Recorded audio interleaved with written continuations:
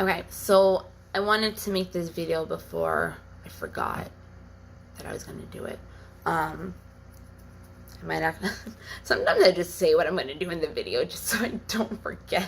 Because obviously you can see in my videos, I forget a lot. Yeah, so this is like an insecure thing. This is about saying no, being able to say no to somebody. A lot of people struggle with this. I definitely have in the past. I've come to more of being able to say no. Oops, sorry, Lily. But it is still hard, especially when it's somebody that, you love or, whatever. But it's pretty much putting their needs first before ours, which is not good. And believe me, I'm experiencing it right now with like emotional anorexia. So I don't eat. And it's not that I don't want to eat. It's not that I'm trying not to eat. It's just that nothing seems appealing that I want to eat. And I guess it's mixed with some emotional bullshit. So it's called emotional anorexia.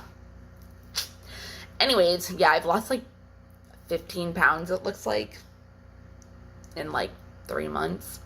I don't know. Whatever. Like, my boobs aren't even big anymore. Like, whatever. Okay, so on to saying no. Saying no for people is a huge thing. And it's an insecure thing. If we say no, then, the person could not like us anymore.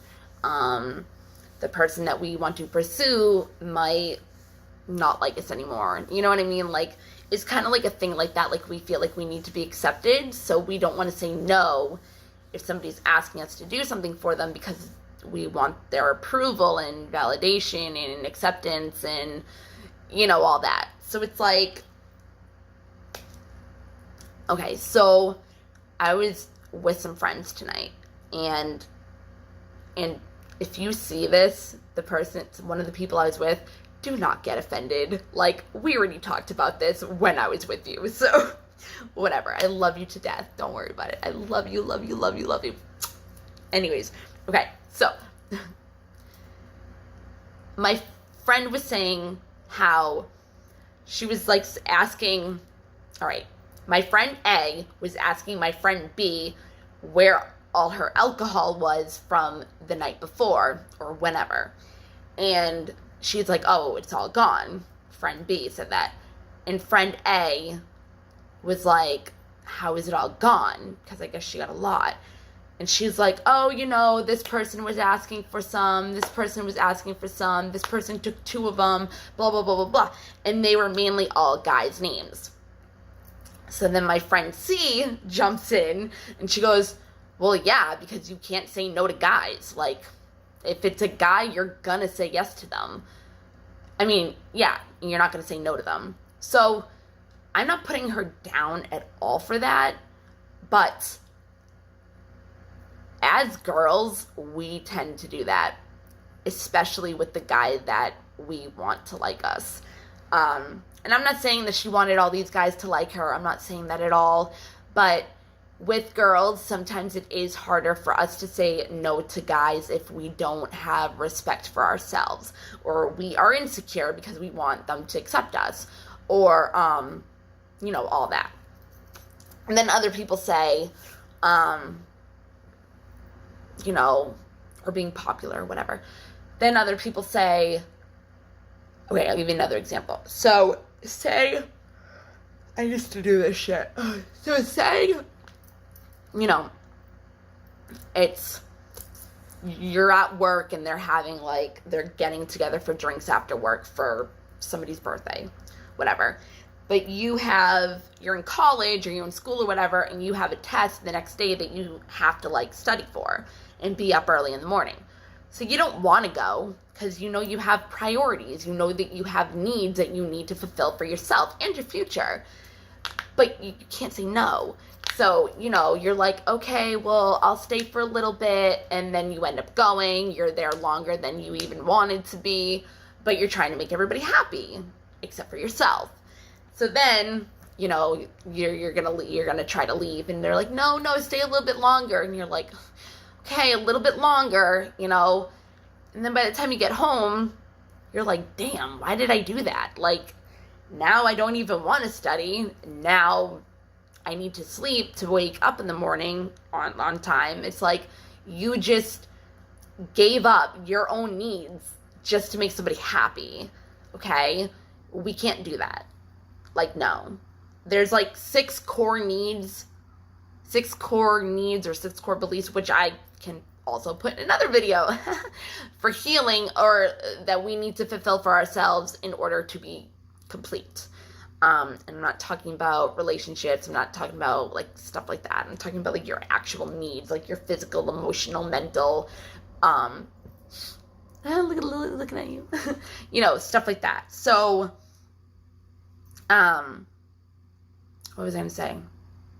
Okay, so this is what I wanted to also say. I used to have I want to say this first. So people always say like, oh, you need to put this people first, blah, blah, blah, da, da, da, blah, blah, blah. And it's like, or you're selfish if you don't take care of yourself first. Like, if you put yourself first, it's apparently selfish. Who fucking cares? Be fucking selfish. If they want to consider that being selfish, that you need to take care of yourself because it's your life, and like it's you. Like, I don't get it. Like, how are you being? I mean, yeah, whatever. You're being selfish because you're not putting other people first, and that's what you're supposed to do in this world. But no, fuck that. I don't even put my kid first anymore, because if I'm not okay and my needs aren't met, how am I going to meet his? How am I going to be able to be at my best to take care of my child? Like, no, I put myself first. I do. I do.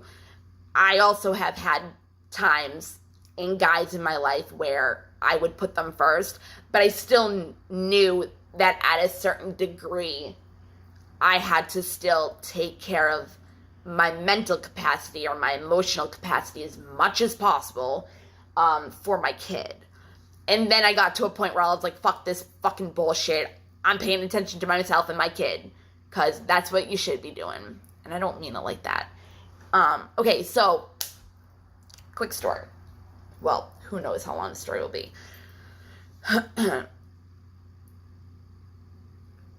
When I was in a relationship with my son's father for 12 years, if I didn't break up with him last year, it would have been 13 years in May. So, I only stayed with him because I wanted my family. I'm a very family-oriented person. I just wanted my family. Like, I busted my fucking ass for my family, and I still did not get it. But you know what? It's better that way, because I was making thousands and thousands of dollars, and because of his addiction and how bad it was, I was just getting by with my bills. I was just getting by with food. I was just getting by with feeding the dog and just getting by with everything. And I was making thousands and thousands of dollars every month. Like, it made no freaking...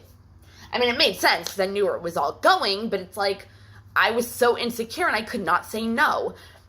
And even if I did say no, he would bother the fuck out of me in Hoover like a narcissist. He was a fucking total oh my god, you have no idea. Oh my god. But I'm a super empath now, so I know what he does, and I catch on to him all the time. Anyways, but I always said no. I always said yes. Like, anything he wanted. Okay, yes. Because I wanted his validation. I still, to this day, have never gotten his validation. He actually used to say to me, like, he's not the person to validate me, and he's not the person for blah, blah, blah, blah, blah. And it's like, dude, but nobody's supposed to validate you regardless, you know what I mean? Like, you're not supposed to need validation from other people, but it's like, when you're insecure and you're a person like me that needs to be reassured that you're safe in a relationship, he couldn't do it for me. But I still always said yes, and I probably said yes because I wanted him to stay and I wanted him to like me, which is fucked up. But anyways, that's a thing. Like, I didn't say no, and when I did, it didn't matter because I would end up giving in and saying yes anyways, and he knew that. So he took advantage of that. Narcissist, empath, relationship at its best. But it got so bad to the point where he would get a bag, he'd do it, he'd overdose, I'd throw the bag away, or I'd flush it down the toilet, and I would break the needle off of, like, the syringe part. You know what I mean? I'd Narcan him, bring him back to life, even if I had to freaking put air in him from me when he's turning blue in the face and I don't have any Narcan. So I'm literally doing CPR and working on him myself. Pregnant, by the way, with the second child, but we ended up not having it. I had a miscarriage. But anyways, which was the best thing ever. Biggest blessing in disguise. And I knew that. I saw the bigger picture. Like, I knew, but it was still upsetting. But I still knew that it was for the good because I knew what was going on in our lives, and it wasn't, no. But anyways, so, yeah. So then, he'd wake up, I'd tell him what happened because he wouldn't even know, and then he'd go and look for the bag again, and I'm like, are you fucking kidding me? Like, you just died. Like, you just had to save your life again. And he's looking for the bag to do more after he just overdosed. And so then, get this. So when that would happen, I kind of learned after that because it was just fucking me by throwing away the bag and the needle and all that. It turned into, we need to go up there again and get more. Now, this was all my money. All of it was my money. He did help me work. Like, he helped me with my business if he wasn't in jail. So, you know, and that was another thing. When he was in jail, I'd be like, I don't have money to give you for canteen, but I'd always give him money for canteen. You know what I mean? Like, when you're a pushover and somebody knows that, they're gonna take advantage of it. And that's fucked up, especially when it's a person that does actually care about you and you're taking advantage of them. But that's a narcissist at its best, right? I fucking hate people like that. Anyways, so my point is that I got to a point where I had no say. I had no voice. I had I was so insecure that I let myself diminish, and I was like his shadow. Like, whatever he wanted, yes, whatever you want, let's go do it, blah, blah, blah. Like, that's where it can get to a point where you need to say no. I mean, fucking leave that person if that's how it is. Like, please. And if you can't drag them because of the dead weight to a fucking shower to put cold water on them to wake them up, fucking leave them. Fucking leave them. And run as far as you can. Yeah. Not fucking kidding. And, you know, when you're 19 years old and this person shows you worth and you've never had it your whole life, you hold on to that. You hold on to those memories in the beginning. And that's what made me hold on to the relationship besides having a kid with him, was that feeling in the beginning that he showed me. Narcissist, that's what they do. They open up the honeymoon. Oh my God, I love you so much. I make you feel so good. Then, bam, they're making you feel like shit because they know that you can they know you have no value. And then, out. And then they just keep putting you down because they don't want you to leave to go to somebody else because you have respect for yourself. Yeah. So, there we go. Anyways, I don't remember where I was. Hold on. Yeah, whatever. Like, so, run. Hold on. No, I can't even do that. So, pretty much just run if that happens. If you can't dead weight them, whatever. Run. Narcissist. Fuck, I forgot where I was. And it was like good too. Like, I lived in his shadow. He totally diminished me. Every time that he came back into my life, I lost my identity. I'd always do so good and build myself back up, find an identity of who I was, work and find new things, and like my business, my spiritual business. Like, I was banging at that, doing tarot cards, medium, all that stuff, and a website, and I lost all of it when he came back. And I had to build all over again when he left. So whatever. But that is also kind of, what is it, the dismissive avoidant? I think it's a dismissive avoidant trait where you, is it? Yeah, I think it is.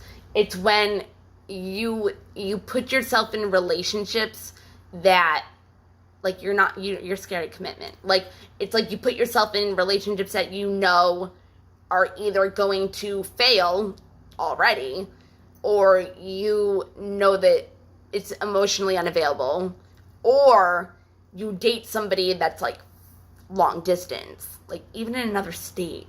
So it's like, that was kind of like my thing. I didn't even know that I was legit like scared of commitment because I was in a commitment for like 12 years, but he wasn't around, and that was the whole point. Like, I was in a relationship, but he wasn't around, like, and that was the thing. Like, that's what dismissive avoidance do. But then if you start actually having a relationship that starts working out, then you push them as far as you can, because you don't want to be vulnerable with them. You don't want to get hurt. Like, dismissive avoidance are people that suppress their feelings so much because they don't want to feel their feelings. So that's why it's kind of like people think it's a narcissistic personality disorder, because people will come to you and want to like explode, telling you, oh my God, I feel like this, and they're kind of like backing away, not wanting to listen to your emotions, because they're actually very empathetic, but you'll never know it. But because they suppress their emotions so much, and that's what they're used to doing, they can't listen. They can't listen to your emotions because they repress theirs. So in order for them not to listen, they kind of like tell you like, this is too much for me, it's overwhelming, and you're kind of sitting there like, what do you mean? And it kind of looks like a narcissistic thing, but it's actually them just not wanting to feel those feelings that you're feeling, and they're an empath, so they're going to. So, and they repress their feelings for that reason. You see what I mean? So anyways, I just wanted my family, because my family, whatever, my family was a certain way, and I didn't want that. And I think,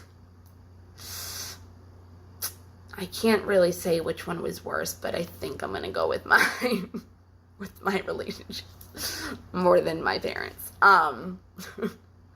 And I should have left. Like I said, I should have left and ran as far as I could. As fucking far as I could. It's kind of like that song, You Should Be Sad, from Halsey or Hazley, whatever the fuck how you want to say it. Only like, I had a baby with him. But at least I didn't have the second one, so we can count that. But no, like, I dedicate that song to him, seriously. Well, whatever. But yeah, like, I said yes to him numerous times. And guys can do it too. You know, if they like a girl, they want a girl to like them. And that's totally different. Like, I remember when I was like 15, 16, there was this kid that was in love with me. And he was like my best friend. Like, I loved him at the same time. But he was like in love with me on a totally different level.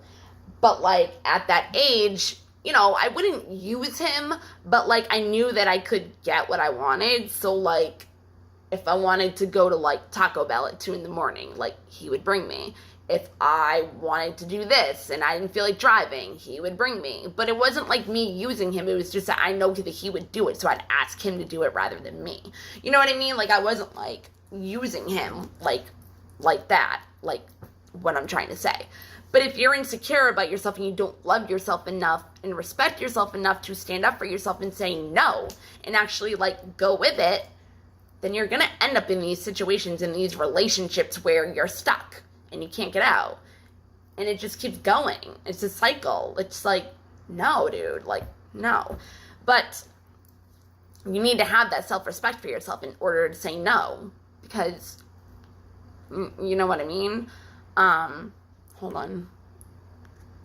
All right, sorry. But yeah, so even though I saw the red flags everywhere, a month before my son was born, so May, right around my birthday, yeah, because our anniversary was May 29th. My birthday is May 24th. So we came back from New Hampshire around my birthday, and then he started getting high. And right before my son was born, like, he just started getting high, like, right before, like, whatever. But the point I'm trying to make is, don't do what I did. Love yourself more and be able to say no within 12 years, dude. But, of course, it was more the family thing, too. I stayed because of the family. And I worked so hard, but it wasn't meant to be, obviously. And it just kept getting worse and worse and worse and worse until the universe pushed my ass and was like, get the fuck out of this cycle. Get away from this person. This is not how you're supposed to be living.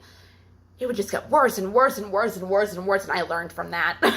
I learned from that, best believe. So when shit gets bad now, I'm like, oh no, I'm not going further, because I know that it will get worse and worse and worse until I change. Because that's the point. It's going to keep getting worse until you change the situation in your life. And the universe will bring you that. I told many people that, but they don't want to listen to me, and then they figure it out on their own. But I've learned, like, I know. But yeah, like, I knew he was getting high the whole time, and I just had a baby, whatever. So don't do that. Be able to say no.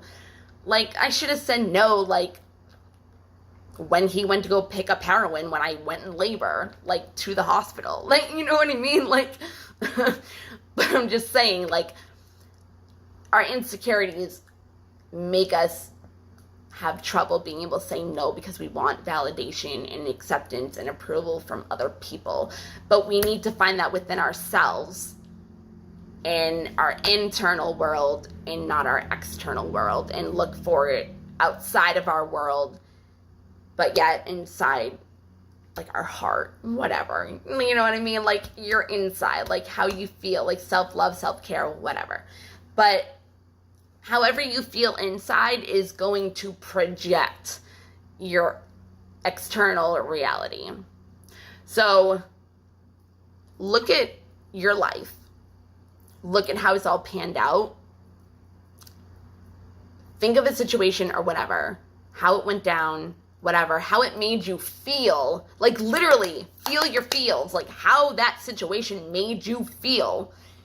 However that situation made you feel, you still feel inside. So if it made you feel unworthy, it's because you still feel unworthy about yourself. And it can be stuck in your subconscious because of the conditioning that we grew up with, which everybody pretty much feels like that. I'm going into a whole nother thing. It's already 25 minutes pretty much. I'm going to get off of this, and I can go into another video with this situation too. But yeah, like, that's something totally different. But that's all I have to say.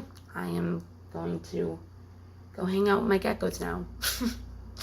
All right, you guys have a wonderful night. I hope this helps somebody in some way. Yeah, I guess I have some stuff to do tomorrow now. But, oh, I did want to say this. You know, the red flags are when you and your boyfriend first start dating at 19, and he dedicates songs to you, and your songs are Kim from Eminem and, what is it? The song that goes, I love you, I hate you, I love you, you made me, hate me, gave me, it's from Hollywood Undead. I forget. But pretty much it's a song about not good things. Like, hate me, see me. Black Dahlia, that's what it is. But like those were our songs, like no love songs. It was all I'm gonna kill you songs. So that's how our relationship turned out to be. You know what I mean? And that's how sex turned into pain. It was not really love. It was more of rough, choking, hitting, you know, just pain. Like, sex was pain, pretty much, in that situation. You know, of course I still like pain during sex. That's not gonna go away. But it is nice to feel loved at the same time. And I don't mean feel loved as in use sex as your way to feel loved. I mean actually being in the moment with somebody and feeling loved by the motions and how, you know, it's happening, the rhythm between you and that person. But, you know, it's getting spanked and whatever. Like, okay, I'm getting the fuck off of this now. I will see you guys tomorrow, probably. All right? You have a great night. Bye.